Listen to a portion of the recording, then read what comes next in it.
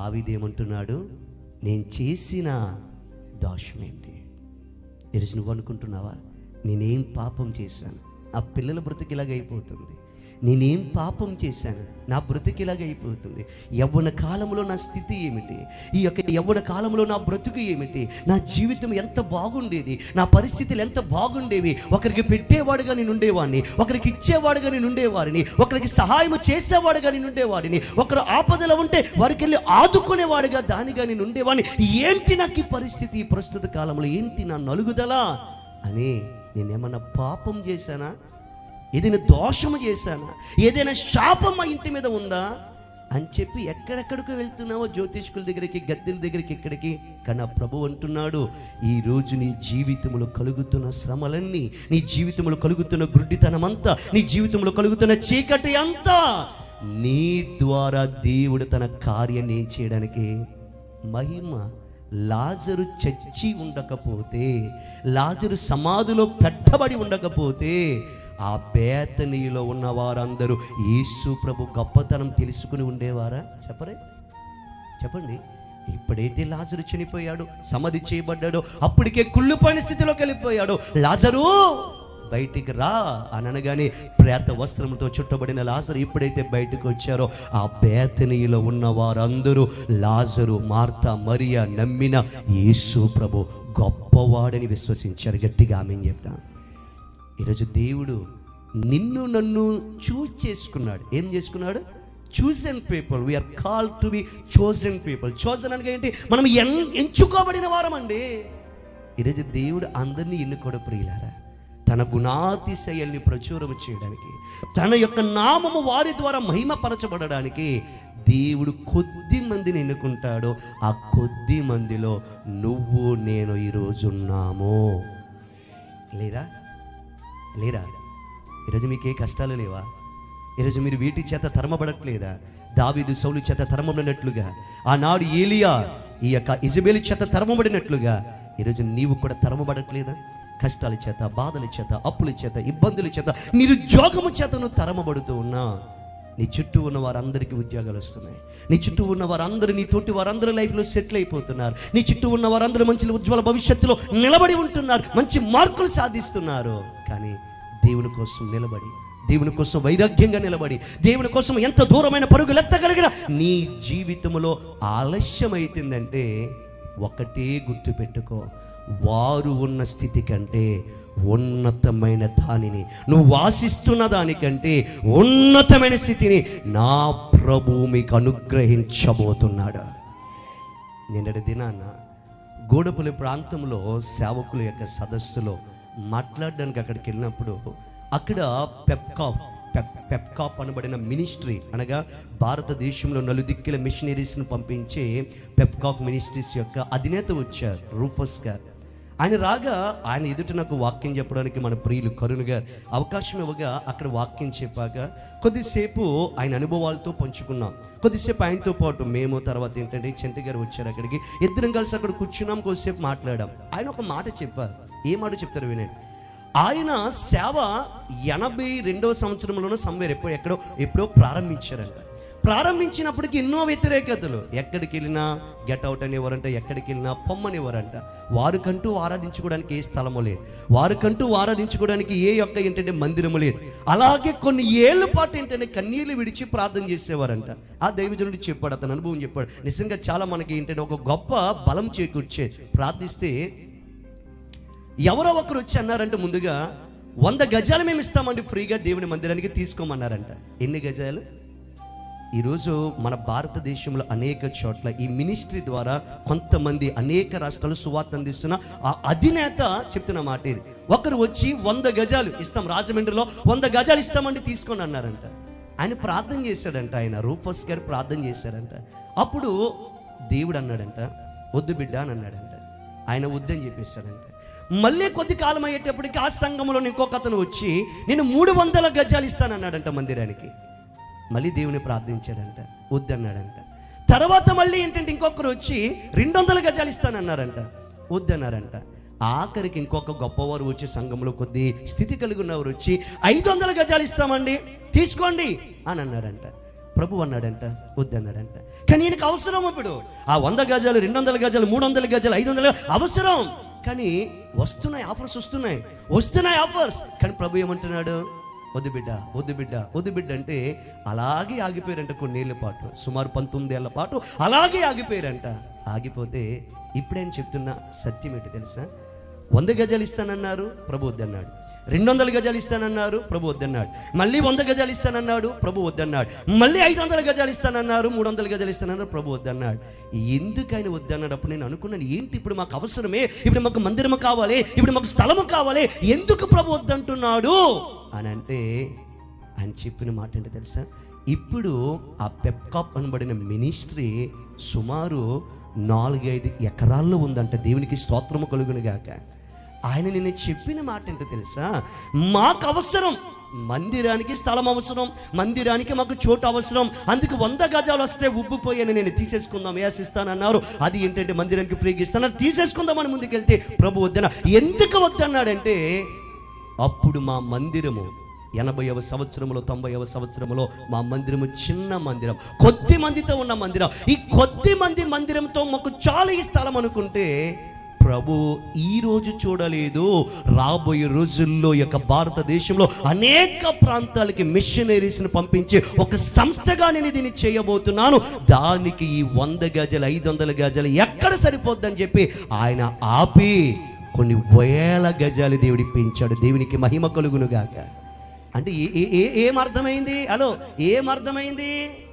ఈరోజు సాతానుడు మనకి ఏం చేస్తాడు తెలుసా? ఆఫర్స్ ఇస్తాడండి. ఏ ఆఫర్లో? బిస్కెట్ ఆఫర్లు ఇస్తాడు. కమిట్ అయిపో దాంతో అని చెప్పి, దాంతో ఇంకా సర్దుకుపో, ఈ ఉద్యోగంతో సర్దుకుపో, ఈ జాబ్తో సర్దుకుపో, ఈ యొక్క స్థితితో సర్దుకుపో. బిస్కెట్లు వేస్తాడు. ఎందుకు ఆపేయాలి? ఎందుకు తెలుసా? సాతానుడికి, దుష్టునికి దేవుని ప్రణాళికలు ఏంటో తెలుసు. దేవునికి మహిమ కలుగునగాక. నీ జీవితము, నా జీవితము రాబోయే దినాల్లో ఎలా ఉండబోతుందో ఈ ప్రపంచంలో ఇద్దరిగా తెలుసు. ఒకటి, మనల్ని ఆశీర్వదించబోతున్న దేవునికి. 2, విరోధి అయిన అపవాదికి. తెలుసా మీకు ఆ విషయం? రేపు ఒక 10 ఏళ్ల తర్వాత నువ్వు ఎలా ఉండబోతున్నావో నీకు తెలియదు. నిన్ను కన్న మీ అమ్మ నాన్నకి తెలియదు, నీ సేవకుడికి తెలియదు. కానీ 10 ఏళ్ల తర్వాత నువ్వు ఎలా ఉండబోతున్నావో ఆ దేవునికి, నీ రెండోది ఎవరికి తెలుసు? అందుకు వాడు ఏం చేస్తాడు తెలుసా? ఆ రాబోయే ప్రజ్వలమైన జీవితంలో, ఆ రాబోయే విజయోత్సవమైన జీవితంలో నువ్వు ఉండకూడదు. ఏద్దాం వచ్చిన బిస్కెట్ వేసేద్దాం అయిపోతాడు అని అనుకుంటారు. అందుకే 21 చూద్దాం. యెహెజ్కేలు గ్రంథంలో ఏం రాయబడిందో చూడండి ఒకసారి. యెహెజ్కేలు గ్రంథము 28వ అధ్యాయము. ఈరోజు కృంగిపోకు నా మిత్రమా, నా సహోదరుడు సహోదరి, కృంగిపోకు.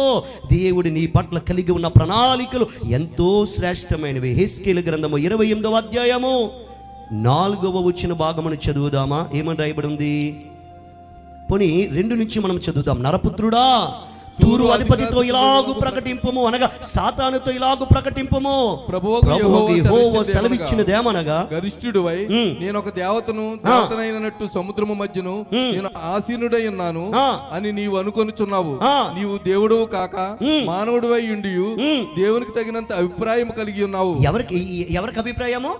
దేవునికి తగినంత అభిప్రాయము కలిగి ఉన్నావు. నీవు దానియేలు కంటే జ్ఞానవంతుడువు. నీకు మర్మమైనదేదీ లేదు. ఆగండి. ఎవరు? నీకు మర్మమైనది ఏది లేదు. ఎవరు ఈడు? చెప్పండి. తూరు అధిపతి అనగా ఎవరు? సాతానుడు. సాతానుతో అంటున్నాడు కదా, యెహెజ్కేలు అంటున్నాడు. ఏమంటున్నాడంటే, దానియేలు కంటే నువ్వు గొప్ప జ్ఞానవంతుడివి, నీకు మర్మమైనది లేదు. ఇలా చూడండి ఒకసారి. నీ జీవితంలో, నా జీవితంలో దేవుడు కలిగిన ప్రతి ప్రణాళిక ఎవరికి మరుగులేదు? దేవుడికి మాత్రమే కాదు, సాతాను కూడా ఏ మర్మము మరుగులేదు. నిన్ను దేవుడు ఎలా హెచ్చించబోతున్నాడో, దేవుడు నిన్ను ఎలా దీవించబోతున్నాడో, ఒక 15 ఏళ్ల తర్వాత నువ్వు ఎలా ఉండబోతున్నావో ఆ సాతానుకు తెలుసు. ఆ స్థితిలోనికి నిన్ను వెళ్ళకుండా చేయడానికి నీకు పుట్టించే ఆలోచన ఏంటో తెలుసా? నీ పాపం వల్లే నువ్వు ఇలాగైపోయావు. మీ అమ్మ నాన్న శాపాలు నీ మీదకి వచ్చేసాయి, మీ పూర్వీకుల శాపాలు నీ మీదకి వచ్చేసాయి. అంటే నువ్వేం చేస్తావు? ఆ యొక్క దేవుడు ఉద్దేశించిన స్థితిలోకి వెళ్ళకుండా మధ్యలోనే ఆగిపోతావు, మధ్యలోనే సప్రెస్ అయిపోతావు, మధ్యలోనే ఏంటంటే నిరుత్సాహానికి గురైపోతావు. కానీ ప్రభు ఒక మాట అంటున్నాడు, ఇది మీ పాపంలో వచ్చింది కాదు, మీ ద్వారా నా నామాన్ని ఏం చేసుకోవడానికి, ఘనపరుచుకోవడానికి. ఈరోజు గుర్తుపెట్టుకో, దేవుడి నీ పట్ల కలిగి ఉన్న ప్రణాళికలు నీ ఊహకు కూడా అందనంత ఎత్తుగా ఉన్నాయి. నమ్మితే ఆమె చెప్పు. అవి నెరవేరితే ఖచ్చితంగా సమయం పడుతుంది. బీ పేషెంట్, ఓపికతో ఉండు, ఓర్పుతో ఉండు. ఈ మధ్యలో సాతానుడు మర్మములు ఎరిగినవాడు, ఏ మర్మము మొరుగై ఉండలేని వాడు ఏం చేస్తాడంటే నిన్ను అణిచివేయాలని. ఇప్పుడు నిన్న ఆ సేవకుడు చెప్పిన మాట ఏంటో తెలుసా? నా జీవితాన్ని బలపరిచిన మాట, రాగల ఒక 20 సంవత్సరాల తర్వాత మా మినిస్ట్రీ ఇలా ఉంటుందని ఎవరికి తెలుసు? దేవుడికి ఎలాగా తెలుసులేండి, ఎవరికి తెలుసు? మరుగైనది ఏది లేదు కదా సాతానుడికి తెలుసు. అందుకు ఇప్పుడు మాకేమి వేసాడు? బిస్కెట్ 100 గజాలు, 200 గజాలు, 500 గజాలు, 300 గజాలు. కానీ మా ప్రభు ఏమన్నాడు? వద్దు, నేను మీ సంఘం పట్ల కలిగి ఉన్న ప్రణాళిక 1000 గజాలని చెప్పి ఈరోజు ఆయన సేవ ప్రారంభించి 40 ఏళ్ళ పైగా అయిపోయింది. ఈరోజు ఆయన కింద కొన్ని 100 మంది సేవకులు పనిచేస్తున్నారు, 1000 మంది సంఘాలు ఏంటంటే కట్టబట్టాయి. ఈరోజు ఎందుకు ఈ మాట చెప్తున్నాను తెలుసా? మన బుర్ర అనేది లిమిటెడ్ అండి. ఏంటి? ఇక్కడే ఉంటుంది మన బుర్ర. కానీ దేవుని ఆలోచనలు మాత్రం కంటికి కనబడవు, హృదయానికి గోచరము కావు. కాబట్టి ఇప్పుడు ఒత్తిళ్ళు ఏమనుకోకో తెలుసా? నా పాపమే ఇలాగైపోయిందా, నేనేం పాపం చేశాను, నేనేం దోషము చేశాను అని మనము అనుకొనుకుందుముగాక. యోబు అంతటోడు ఏమనుకున్నాడు చూడండి. ఒకసారి మాట చదువు, మనం ముగించేసుకుందాం. యోబు గ్రంథము 13వ అధ్యాయము 23వ వచనం. యోబు గ్రంథము 13వ అధ్యాయము, యోబు గ్రంథము 13వ అధ్యాయము 23వ వచన భాగమునదైతే చదువుదాం. యోబు గ్రంథము 13వ అధ్యాయము 23వ వచనం. నా దోషములెన్ని, నా దోషములెన్ని, నా పాపములెన్ని, నా పాపములెన్ని, నా అతిక్రమమును నా పాపమును నాకు తెలియజేయము, అతిక్రమమును నా పాపమును నాకు తెలియచేయము. నీవేళ నీ ముఖమును మరుగు, నీవేళ నీ ముఖము మరుగు చేసుకుంటే నన్నేల నీకు పగవానిగా ఎంచుచున్నావు. అమ్మా ఏంటి? యోబు గారిని దేవుడు పగోడుగా ఇచ్చాడా? చెప్పండి ఒకసారి వెళ్ళి చూడండి, అందరూ నన్ను చూడండి, తర్వాత రాత్రి గారు. యోబు గారిని దేవుడు పగోడుగా ఇచ్చాడా? నా కుమారుడైన యోబు, నా సేవకుడైన, ఏమన్నాడండి? యోబు గ్రంథం 1వ అధ్యాయంలో ఏమన్నాడు? నా సేవకుడైన యోబు అంత నీతిమంతుడు, యథార్థవంతుడు, భక్తి కలిగిన వాడు ఎవ్వరును ప్రపంచంలో లేడంటే ఇప్పుడు యోబు యోబు ఎక్కడ తీసుకెళ్ళిపోయింది? నాకెందుకు నువ్వు పగోడు అయిపోయావు దేవా, ఎందుకు నీ ముఖాన్ని మరుగు చేసావు ప్రభు అని చెప్పి నా దోషములెన్ని, నా పాపములెన్ని, ఏం చేయవన్నీ నాకు ఇలా ప్రార్థన చేయలేదు ఎవరని? హలో నేను చేయలేదు అనాలి, చేతులు పైకెత్తండి. ప్రభువా నేను చేసిన దోషాలేంటి, నేను చేసిన పాపాలేంటి చెప్పయ్యా, ఒప్పుకుంటాను. ఒప్పుకున్నాకైనా నన్ను కరుణించయ్యా, ఒప్పుకున్నాకైనా నాకు ఉద్యోగం ఇయ్యా, ఒప్పుకున్నాకైనా నాకు పెళ్లి చెయ్యా, ఒప్పుకున్నాకైనా నా బిడ్డలను దీవించయ్యా అని ప్రార్థన చేయని వాళ్ళు ఎంతమంది ఉన్నారు? చేతుల పైకి ఎత్తండి. ఇలా ప్రార్థించిన వాళ్ళు ఎంతమంది ఉన్నారు? నిజాయితీగా చేతుల పైకి ఎత్తండి. ఇలా దేవా నా పాపములు ఎన్నో నాకు తెలియచే. ఇప్పుడు మీరు అడగలేదా? అంటే మీరు అందరూ పరిశుద్ధులేనే? అసలు ఇంక మీ నోటి ద్వారా కానీ, చూపు ద్వారా కానీ, ఆలోచన ద్వారా కానీ అసలు మీరు ఏ పాపం చేయలేదే? ఇప్పుడు అడగదా? ప్రభువా నేను చేసిన పాపంలో నాకు చూపు ప్రభా, నేను చేసిన దోషంలో నాకు చూపు ప్రభా, ఎందుకు నీ ముఖాన్ని నాకు మరుగు చేస్తున్నావు ప్రభా, ఎందుకు నాకు విరోధి అయిపోయావు ప్రభా? ఇప్పుడు అనలేదు నువ్వు అలాగా? బోలు సార్లు, ఒక్కసారి కాదు. ఎందుకు నన్ను వదిలేసావు ప్రభా, ఎందుకు నాకు దూరం అయిపోయావు ప్రభా, వాళ్ళు దీవించేస్తున్నావు ప్రభా, వీళ్ళు దీవించేస్తున్నావు ప్రభా, వాళ్ళు సంతోషంగా ప్రభా, వీళ్ళు సంతోషంగా, నన్ను ఎందుకు ఇలా చేసేసావు ప్రభా? క్వశ్చన్ చేయలేదా? అందరము క్వశ్చన్ చేసిన వాళ్ళమే. కానీ ప్రభు అంటున్నాడు, నేను ఎప్పుడు నీకు ముఖాన్ని మరుగు చేసేవాడిని కాను, ఎప్పుడు నీకు పగవాడిగా ఉండేవాడిని కాను. నా యేసు ప్రభు అనే మాట ఏంటి తెలుసా? నేను నీకు పగవాడిగా ఉండడం ఏంటి? యోబు అంటున్నాడు, ప్రభువా ఎందుకు నీ ముఖము నాకు దూరపరిచి ఎందుకు నీవు నాకు పగవాడి అయ్యావంటే ప్రభు అంటాడు, వెర్రివాడా, పగవాడి నేనెందుకు అయ్యానురా? ఆ సర్వోన్నతుడిని దేవునికి పగవాడిగా ఉన్న నిన్ను నా రక్తమిచ్చి కడిగి ఆ తండ్రి అయిన దేవునికి సమీపముగా చేసిన వాడిని నేను అంటున్నాడు. దేవునికి స్తోత్రము కలుగునుగాక.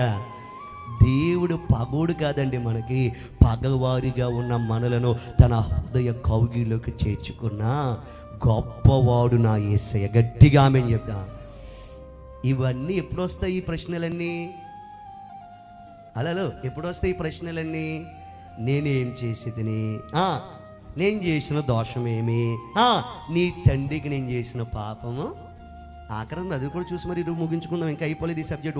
ఒకటో వచ్చిన ఇంకా అయిపోలేదు. మళ్ళీ చదువుతారు వినండి. సమూయేలు మొదటి గ్రంథం 20వ అధ్యాయము మొదటి వచనం. పిమ్మట దావీదు రామాలోని నాయోతు నుండి పారిపోయి యోనాతాను వద్దకు వచ్చి, నేను ఏమి చేసి తిని, నేను చేసిన దోషమేమి, నా ప్రాణము తీయ వెతుకున్నట్లు నీ తండ్రి దృష్టికి నేను చేసిన పాపమేమని అడుగుగా, యోనాతాను ఏంటండి, నీ తండ్రి దృష్టికి నేను చేసిన పాపమేమని అడుగగా.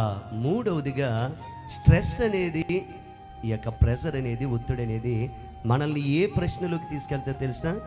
Either pleasure or fear. అంటే ఏంటి? ప్లీజర్ అనగా అర్థం ఏంటంటే, ప్లీజర్ అనగా ఎదుటివాన్ని మెప్పించేవాడు. ఫియరర్ అనగా అర్థం ఏమిటంటే ఎదుటివాన్ని చూసి పారిపోయేవాడు. ఇప్పుడు అంటున్నాడు, నీ తండ్రి దృష్టికి నేను చేసిన పాపం ఏంటి? ఇప్పుడు ఎవరి దృష్టికోణంలో చూసుకుంటున్నాడు దావీదు గారు తన జీవితాన్ని? నీ తండ్రి అంటే ఇప్పుడు నీ తండ్రి నాకు దూరం అయిపోయాడు. నీ తండ్రి దృష్టికి నేను ఒక ప్లీజర్గా లేను. నీ తండ్రిని చూసి నేను ఫియరర్గా పారిపోతూ ఉన్నాను.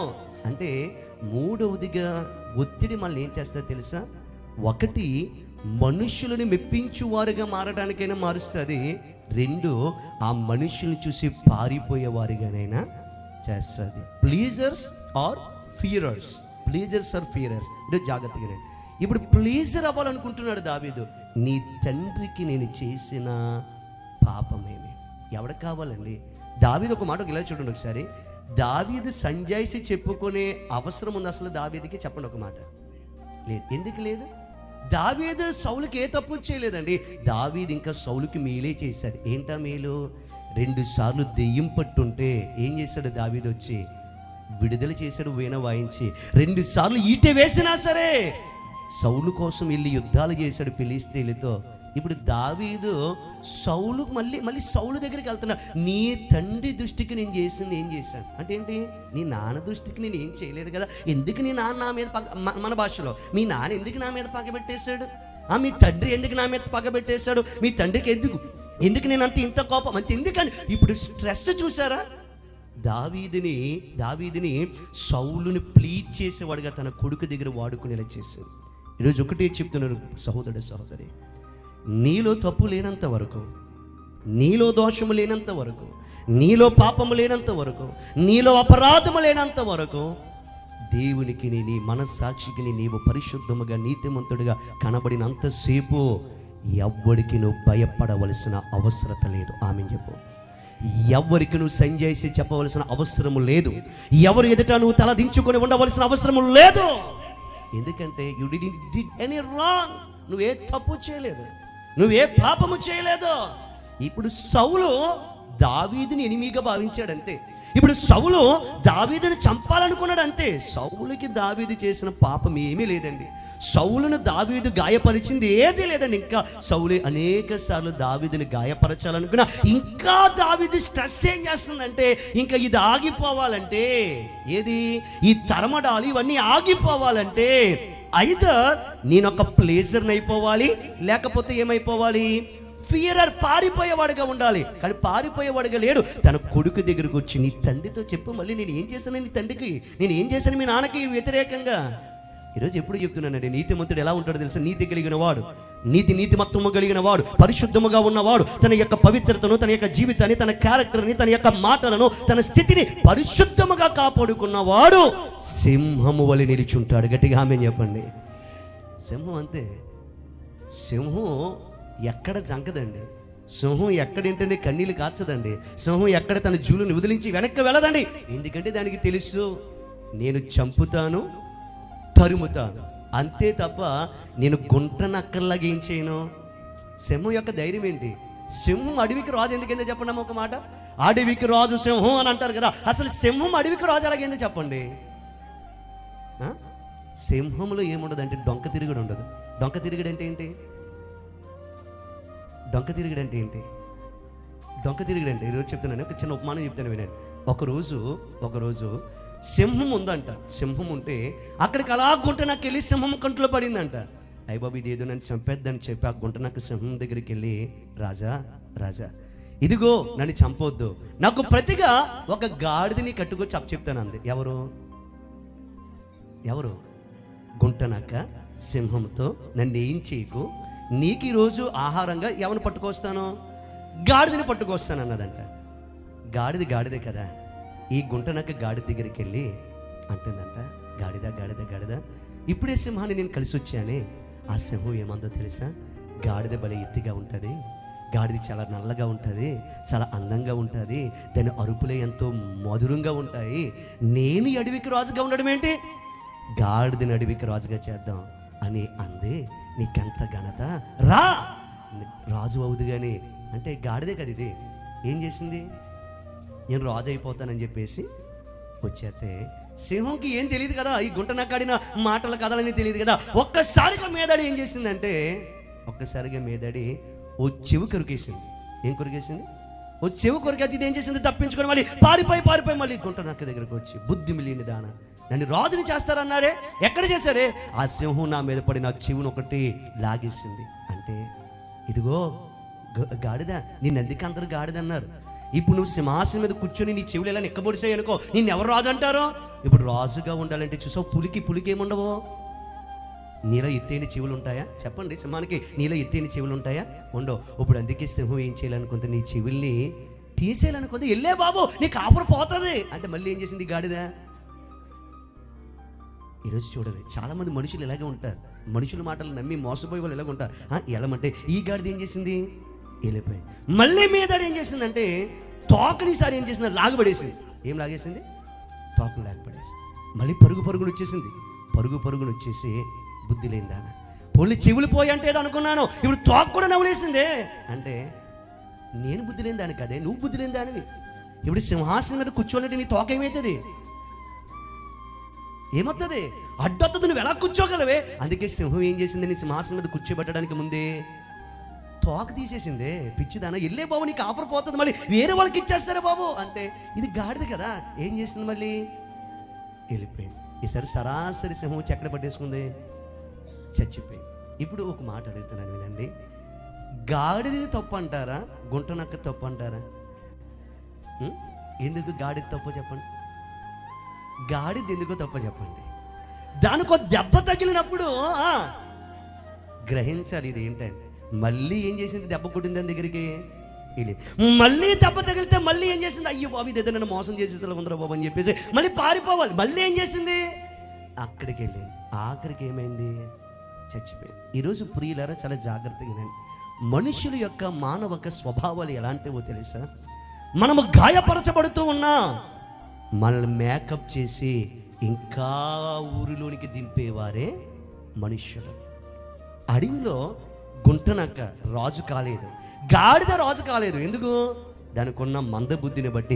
ఈ యొక్క అడవిలో ఉన్న ఏది రాజు కాలేదు, కానీ సింహం ఒక్కటే రాజుగా ఉంటుంది. ఎందుకు ఉంటుందో తెలుసా, ఆ సింహానికి డొంక తిరుగుడు ఉండదు, అది ఎవరికి సంజాయిసి చెప్పదు, అది ఎవరిని ఏది అడగదు, అది వెళ్తే చంపుతుంది, లేకపోతే వచ్చి ఊరుకుంటే తన గుహలో కూర్చుంటా.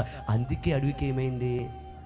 ఈరోజు నా ప్రభువు నేను ఎలా ఉండాలనుకున్నాడు తెలుసా, సింహంలో ఉండాలనుకుంటున్నాడు. ఆమె చెప్పు. అందుకే సామెతల గ్రంథంలో రాయబడింది, నీతిమంతులు సింహము వలె ధైర్యముగా ఉందురు. మనుష్యుల ప్లీజింగ్ కోసం బ్రతకండి, మనుష్యులను మెప్పించాలని బ్రతకండి, మనుషుల దృష్టిలో పడాలని మెప్పించకండి, పారిపోయేవారుగా ఉండకండి. You have to know your stand. నీ స్టాండ్ ఏంటో నీకు తెలియాలా, నీ క్యారెక్టర్ ఏంటో నీకు తెలియాలా, నీ స్థితి ఏమిటో నీకు తెలియాలా, నీ జీవితం ఏంటో నీకు తెలియాలా. అంతే తప్ప దావీదు వంటి మనుష్యుడు యోనాతాను దగ్గరికి వెళ్ళి తన తండ్రి గురించి మాట్లాడమని, నీ తండ్రికి నేను ఏం పాపం చేశానని తన తండ్రి కోసం ప్లీజ్ చేసుకోవడం ఏంటండి. ఎప్పుడు మనం చెప్పుకోవాల్సిన సమాధానాలు రెండు. ఒకటి పరముందున్న తండ్రి అయిన దేవునికి, రెండు మన మనస్సాక్షికి. ఈ రెండిటికి మనం సమాధానం చెప్పుకోవాలి, అంతే. అప్పుడే లోకంలో బ్రతకగలం. లేదంటే మాత్రం ఆ గాడిద చచ్చినట్లుగా చచ్చిపోతాం ఎవరొక్కరి చేతుల్లో. మనుషులు అనబడిన వారు వంచేవారు, మనుషులు అనబడే వారు మోసం చేయవారు, మనుషులు అనబడిన వారు నమ్మిన వారినే తీసుకెళ్ళి సింహము వంటి కోపంలో దిగగోసేవారు. నీకు తెలియాలి నీ స్టాండ్ ఏంటి. నేనేం తప్పు చేయలేదు, నేను ఎవరిని ఏమి అనలేదు, నేను ఎక్కడ ఏ పాపము చేయలేదు, నేను దేవుని దృష్టి కూడా ఏ దోషము చేయలేదు. Why have to fear? నేను ఎందుకు భయపడాలి, నేను ఎందుకు భయభీతులతో ఉండాలి? అది విడిచిపెట్టిన ప్రియులారా. ఇవన్నీ ఎవరు చేస్తారు తెలుసా? స్ట్రెస్, ఒత్తిడి. ఇప్పుడు చెప్పండి, ఒత్తిడి మన చేత అడిగించే ప్రశ్నలు ఏంటి? మొదటిగా అందరూ చెప్పాలి. ఒత్తిడి మన ద్వారా అడిగించే మొదటి ప్రశ్న, నేనేమి చేసి తిని. దేని మీద క్వశ్చన్? మన క్యారెక్టర్ మీద క్వశ్చన్ ఇస్తారు. 2, నేను చేసిన దోషం ఏమిటి? ఎక్కడికి వెళ్తుంది? ఈరోజు నీ పరిస్థితి ఇలాగ అయిపోవడానికి కారణం నీ పాపమే అనే స్థితికి తీసుకెళ్తా. 3, నీ తండ్రి ఎదుట నేను చేసిన పాపము ఏమిటి? స్ట్రెస్ అనేది, ఒత్తిడి అనేది, ప్రెజర్ అనేది ఎదుటివారి దగ్గర సంజాయిషులు కోరేలా చేస్తుంది, ఎదుటి వారిని మెప్పించేలా చేస్తుంది, ఎదుటి వారి దగ్గర నుంచి పారిపోయేలా చేస్తుంది. అట్టివారుముగా మనము ఉండకొందుముగాక. 1వ వచనం అయిపోయింది అనుకుంటున్నారా? హలో, అయిపోలేదు. ఏమైంది ఇప్పటికి? జస్ట్ రామాలోని నయోతు నుండి పారిపోయి నేనేమి చేసి తిని, నేను చేసిన దోషమేమి, నీ తండ్రి ఎదుట నేను చేసిన పాపము ఏమిటి? వచ్చే వారం మనం ఏం నేర్చుకోబోతున్నామంటే, దావీదు యోనాతాను నొద్దకు వచ్చి అన్న ఒక్క మాటను పట్టుకొని వచ్చే వారం మాట్లాడుకుందాం. దేవుడి వాక్యమును మన హృదయంలో స్థిరపరచునుగాక.